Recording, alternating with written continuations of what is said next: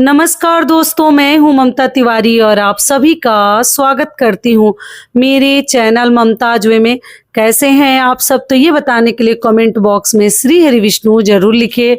तो चलिए दोस्तों, आज हम इस वीडियो में जानेंगे कार्तिक महीने के कृष्ण पक्ष की रमा एकादशी, रंभा एकादशी का व्रत हमें कब करनी है। दो नामों से इस एकादशी को हम जानते हैं। और एकादशी तिथि कब से प्रारंभ हो रही है, कब समाप्त हो रही है, पारण हमें कब करनी है, पारण का शुभ मुहूर्त क्या है। और जो लोग भी मान लीजिए अगले दिन प्रदोष का व्रत और धनतेरस का व्रत जो लोग करेंगे वो पारण कैसे करेंगे, हर प्रकार की महत्वपूर्ण बातें जानेंगे। साथ में दशमी से लेकर और द्वादशी यानी कि पारण तक के बीच के महत्वपूर्ण सभी बातें मैं आपके साथ शेयर करूंगी। ध्यान पूर्वक आप लोग सभी बातें समझ लीजिएगा। तो चलिए वीडियो को शुरू करते हैं। इससे पहले दोस्तों, अगर आपको मेरा वीडियो पसंद आता है तो प्लीज आप मेरे चैनल को सब्सक्राइब कर दीजिएगा, बेल आइकन को प्रेस कर दीजिएगा, जिससे कि मेरे वीडियो के नए नोटिफिकेशन आप सभी के पास सबसे पहले पहुंचे। तो चलिए शुरू करते हैं और एकादशी व्रत से संबंधित सभी बातें जान लेते हैं। तो सबसे पहले दोस्तों आपको बता दूं, कार्तिक कृष्ण पक्ष की ये एकादशी व्रत है जिसको हम रमा और रंभा एकादशी के नाम से जानते हैं। तो इस साल 2025 में हमें व्रत कब रखनी है? 17 अक्टूबर को। दिन पड़ा है शुक्रवार, माता लक्ष्मी का दिन भी है और विष्णु भगवान का भी दिन है। सोना में सुहागा हो गया है। बहुत सारी बहनें हैं जो शुक्रवार के दिन जैसे वैभव लक्ष्मी का व्रत करती हैं, संतोषी माता का व्रत करती हैं, तो आपको दो दो व्रत का लाभ मिल जाएगा। तो शुक्रवार के दिन आप लोग दो दो व्रत कर सकते हैं, एकादशी का भी और शुक्रवार का भी, जो जिस भी माता का आप लोग पूजा करती हैं कर लीजिएगा। चलिए आगे जान लेते हैं दशमी के संपूर्ण नियम विधि। तो देखिए, एकादशी से एक दिन पहले दशमी तिथि के नियमों का हम पालन करते हैं, जो कि हर वीडियोज में आपको समझाती हूँ। तो इस बार 16 अक्टूबर को है, दिन है गुरुवार। 16 अक्टूबर को दशमी तिथि के नियमों का पालन करनी है। बाल वगैरह तो नियम है कि शुद्ध सात्विक भोजन करके ही हमें एकादशी का व्रत रखनी चाहिए। बाल वगैरह धो लेनी चाहिए। तो देखिए, जो लोग बुधवार को धो लिए हैं यानी कि आज, तो उनका तो चलो बहुत ही अच्छा है। उसके बाद लहसुन प्याज मत खाइएगा। और जो लोग मान लीजिए गुरुवार को अगर किसी कारणवश इमरजेंसी में धोना पड़े तो आप लोग धो सकते हैं, ठीक है, दही लगाकर बेसन लगाकर धो सकते हैं। लेकिन मान लीजिए अगर ना धोना पड़े तो आप लोग अपने ऊपर गंगा जल का छिड़काव करके सिर के ऊपर से पानी डाल के केवल स्नान भी कर सकते हैं, शैम्पू साबुन ना लगाएं। तो इस प्रकार से आप लोग बाल धोने का नियम कर लीजिएगा। शैम्पू साबुन अगर बचे तो बचाइएगा, गंगा जल से भी आप लोग शुद्ध हो सकते हैं, कोई दिक्कत नहीं है। सिर के ऊपर से पानी डाल के स्नान कर लीजिएगा। तो दशमी के दिन हम बाल वगैरह साफ करके धो के और शुद्ध सात्विक भोजन करते हैं। मूली, बैगन, मसूर की दाल वगैरह खाकर हमें व्रत नहीं रखनी चाहिए। दशमी के दिन इन सभी बातों का हमें ध्यान रखनी चाहिए।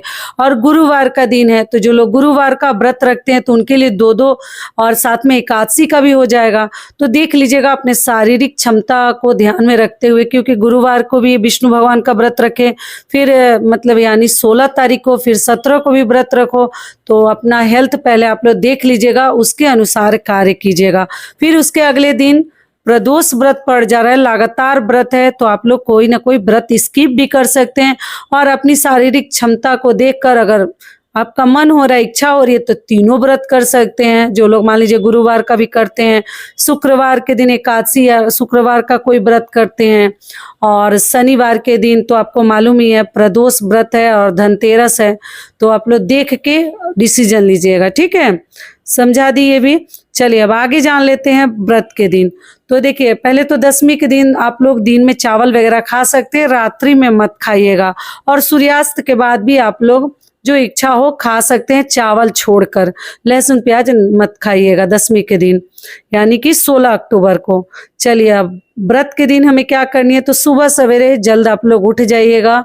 और उठकर दोस्तों पहले हमें स्नान ध्यान कर लेनी है, घर के सभी कार्य वगैरह आप लोग कर लीजिएगा। उसके बाद हम जल देंगे सूर्य भगवान को, विष्णु भगवान की पूजा करेंगे विधि विधान से। पीले चीजों का प्रयोग कीजिएगा। शुक्रवार का दिन है, माता लक्ष्मी का भी दिन है, तो उस दिन आप लोग भगवान को भोग में सफ़ेद चीज़ें जैसे खीर वगैरह भी भोग लगा सकते हैं। और आप लोग ध्यान रखिएगा कि अनाज भोग हम नहीं लगाते हैं विष्णु भगवान को, एकादशी व्रत में आप लोग मखाने का खीर वगैरह बनाकर भोग लगा सकते हैं। शुक्रवार का दिन है तो देख लीजिएगा। और उस दिन तुलसी माता अगर मान लीजिए मुरझा रही हैं तब उनमें आप लोग जल डालिएगा, वरना एकादशी के दिन तुलसी जी में हम जल नहीं डालते हैं, दूर से पूजा पाठ कर लेते हैं। ये भी समझा दी। और एकादशी व्रत में दोस्तों आप लोग जो चाहें, जो आपकी इच्छा है, दान कर सकते हैं। किसी भी देवी देवता को उस दिन हम अनाज का, अन्न का भोग नहीं लगाते हैं और ना हम अनाज खाते हैं। फलाहारी ये व्रत है, आप लोग को मालूम ही है 3 दिवसीय व्रत होता है। 10वीं से लेकर द्वादशी तक के नियमों का पालन करना पड़ता है। तो आप लोग इस बात का ध्यान रखिएगा कि आप लोग कुछ दान कीजिएगा, उसमें भी अनाज ना हो, भोग लगाइएगा उसमें भी ना हो। और विष्णु भगवान के भोग में दोस्तों आप लोग तुलसी पत्र जरूर डालिएगा। शुक्रवार का दिन पड़ा है, आप लोग तुलसी पत्र पहले ही तोड़ कर रख लीजिएगा। एकादशी के दिन तुलसी जी को क्षति ना पहुंचाए, तोड़े ना। कोई पत्ता गिरा है उसको धोकर भी आप लोग इस्तेमाल कर सकते हैं, क्योंकि बिना तुलसी पत्र का विष्णु भगवान का जो भोग है ना वो अधूरा है। और अभी तो कार्तिक का महीना चल रहा है, इतना पावन पवित्र महीना जो कि विष्णु भगवान को बहुत अधिक प्रिय है ये महीना। ठीक है, तो ये हो गया व्रत के दिन। और आपको सोनी नहीं चाहिए, आप लोग सोइएगा मत। बहुत नींद वगैरह आती है तो अपने आंचल में, अपने वस्त्र में आप लोग तुलसी जी का पत्र रख कर तब आप लोग सो सकते हैं। किसी की चुगली बुराई वगैरह हमें नहीं करनी है व्रत के दौरान। तो इन सभी बातों का आप लोग ध्यान रखिएगा। और रात्रि में आप लोग सो सकते हैं, दिन में केवल नहीं सोनी चाहिए। टाइम स्पेंड कीजिए, कहीं ना कहीं कुछ ना कुछ धार्मिक किताब पुस्तक वगैरह आप लोग पढ़ सकते हैं। तो इस प्रकार से हमारा एकादशी व्रत संपूर्ण हुआ। पूजा पाठ के बाद जो भी भगवान ने आपके घर में दिया है आप लोग फलहार ले सकते हैं, चाय पानी जूस सब इसमें खा सकते हैं, कोई दिक्कत नहीं है। और कार्तिक स्नान जो कर रहे हैं तो और सुबह ही आप लोग उठकर कार्तिक स्नान भी कर सकते हैं व्रत के दिन।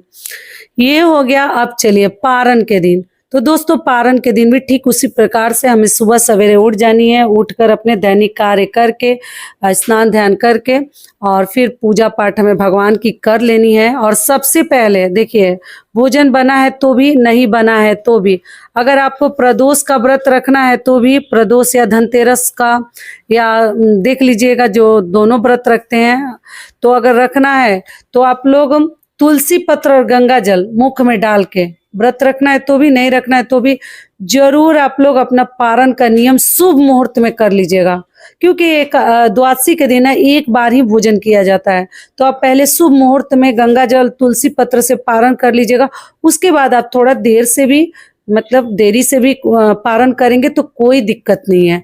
तो सभी लोग ध्यान रखिएगा। पूजा पाठ समाप्त होने के बाद आप लोग तुलसी पत्र गंगा जल मुख में डालकर, जिनको व्रत रखना है वो अपना फलाहार उस दिन करेंगे।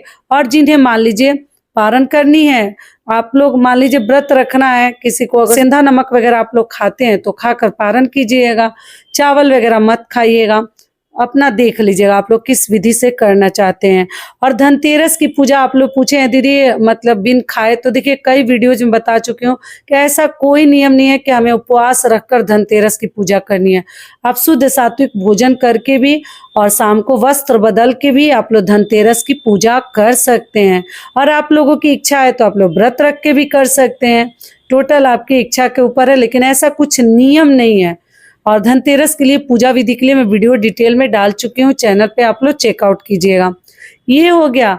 और उसके बाद से दोस्तों जो भोजन बनाइएगा आप लोग घी का बना हुआ, मूंगफली के तेल का, सूर्यमुखी के तेल में बनेगा, सरसों तेल वगैरह, लहसुन प्याज उस दिन नहीं खाते हैं, मसूर की दाल भी पारण में नहीं खाते हैं, और रोटी खाते हैं। जो लोग चावल खाते हैं वो अपना देख लेंगे। हम लोग एकादशी द्वादशी के पारण में कभी भी हम मतलब रोटी ही खाते, चावल नहीं खाते हैं, एक समय ही खाते हैं। और उस दिन भी, द्वादशी के दिन भी हमें सोनी नहीं चाहिए। तो आप लोग ध्यान रखिएगा। द्वादशी के दिन भी आप लोग जग के रहिएगा और रात से आप लोग जो इच्छा हो खा सकते हैं, सरसों तेल, लहसुन प्याज सब खा सकते हैं। और फिर आपका व्रत जैसे संपन्न हो जाएगा। और मान लीजिए जिनको रोटी वगैरह बनाने का पार नहीं लगता, वो आप लोग दाल ढोकली और दल पिट्ठी वगैरह बनाकर भी पारण कर सकते हैं। दाल रोटी का नियम हो जाएगा। चलिए, आशा करती हूँ एकादशी व्रत से संबंधित सभी बातें आपको समझ में आ गई। अब चलिए आगे जान लेते हैं एकादशी तिथि कब से प्रारंभ हो रही है, कब समाप्त हो रही है, पारण का शुभ मुहूर्त क्या है। तो दोस्तों आपको बता दूं, एकादशी तिथि प्रारंभ हो रही है 16 अक्टूबर को सुबह में 10:35 पर और एकादशी तिथि समाप्त हो रही है 17 अक्टूबर को सुबह में 11:12 पर। ऐसे में हम 17 अक्टूबर दिन शुक्रवार को व्रत रखेंगे रमा और रंभा एकादशी का।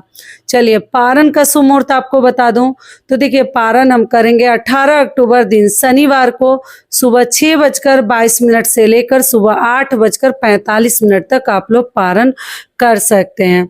तो आशा करती हूँ ये वीडियो आप लोगों के लिए बहुत अधिक लाभकारी होगा। फिर मिलती हूँ एक नए वीडियो में, तब तक के लिए नमस्कार, धन्यवाद।